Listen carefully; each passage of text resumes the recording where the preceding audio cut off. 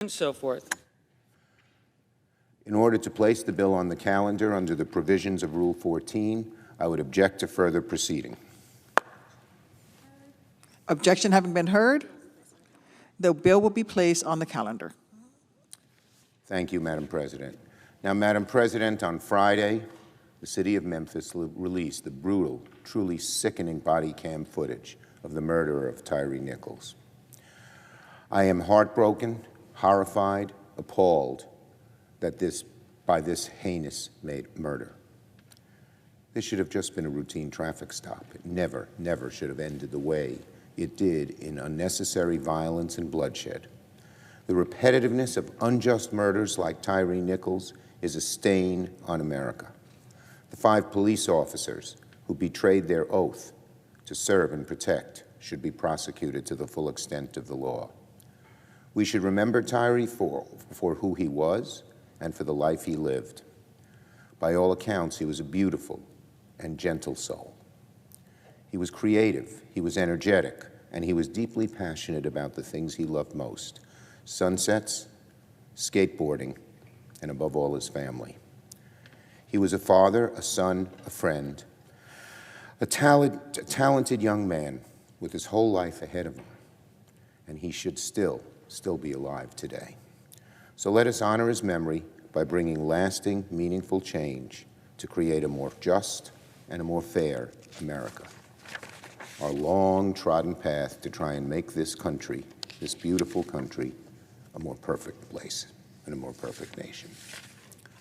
On the debt ceiling, Madam President, one of Congress's top priorities this year is ensuring the United States does not default on its debt for the first time in our history. Even approaching a default would be disastrous for American families. The damages will show up on everything from people's credit card bills, their mortgage rates, and when applying for things as basic as a car loan. It risks thousands of dollars lit on fire for millions of American families. Everyone's life in this country will take many steps backward if we default. Now, Republicans have done a lot of talking about cuts, but when it comes to actually showing us a plan for avoiding default, they're playing a dangerous game. Republicans, it is time to come out of hiding, put pen to paper, and show us your plan. Republicans, show us your plan. According to some reports, Republicans want significant cuts across the board. But from where? Is funding our troops safe? We don't know. Republicans, show us the plan. Is funding for police and firefighters and first responders safe? Republicans, show us the plan. Is funding for Social Security and Medicare safe, which some in that party, particularly on the MAGA wing, said should be cut? We don't know. Show us the plan. The silence is unacceptable, because the American people have a right to know whether they're going to see crucial services suddenly dry up.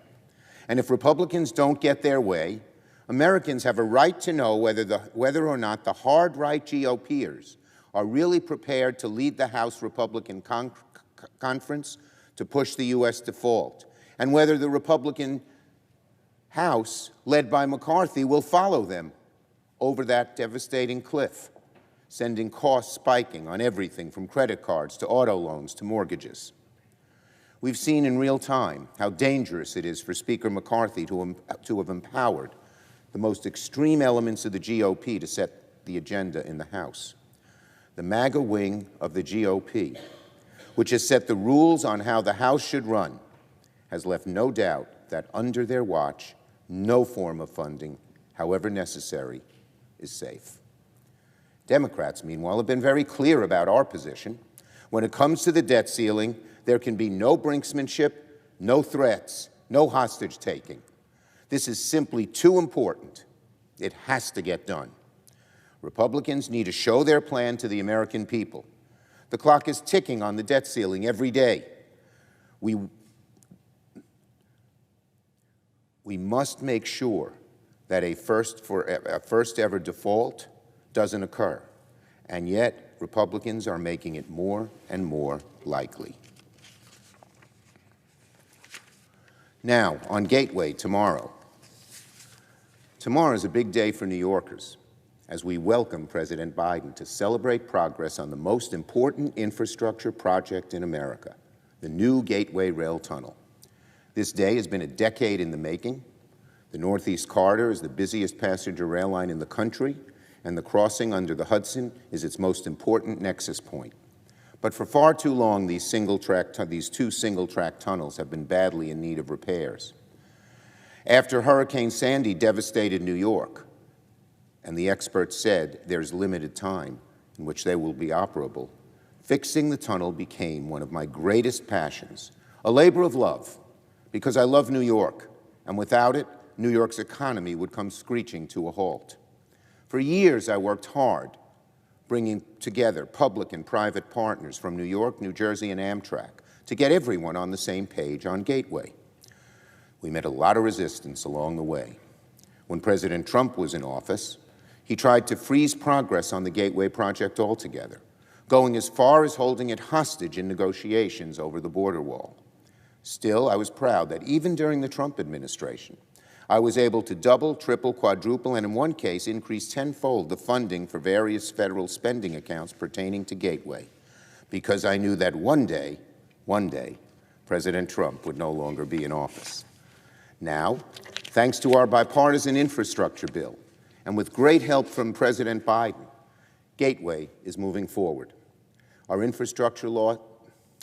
our infrastructure law, tens of billions of more dollars have been dedicated to federal accounts, which will support Gateway and many, many other large projects in the country. And this is something I'm very, very proud to celebrate. I'll have more to say in New York tomorrow, but today I want to affirm once again that progress on Gateway is a very important example of how our infrastructure bill is making life better for millions of everyday Americans. Building 2 new tunnels and updating the existing tunnels will lead to work with good-paying union jobs, tens of thousands of jobs, and lead to a burst of economic activity for decades to come. I want to thank President Biden for making the trip to New York tomorrow, and I'm happy to say that after a lot of hard work and a lot of stubborn persistence, our efforts are finally paying off. And on a final note, Madam President, last Thursday, I announced the slate of committee members for the 118th Congress on the Democratic side. I want to thank every one of my colleagues for their continued good work and readiness to make life better for the American people. I expect that by the end of this week, we'll have the full slate of all the committees fully locked in, enabling us to move forward on the important work we have before us. We got a good deal, a tremendous amount of bipartisan work done last year, and I'm optimistic and hopeful that we can likewise continue this year in a productive bipartisan spirit whenever possible. I look forward to having all committee memberships announced in full real soon. I'll yield the floor and note the absence of a quorum. The clerk will call the roll. Ms. Baldwin.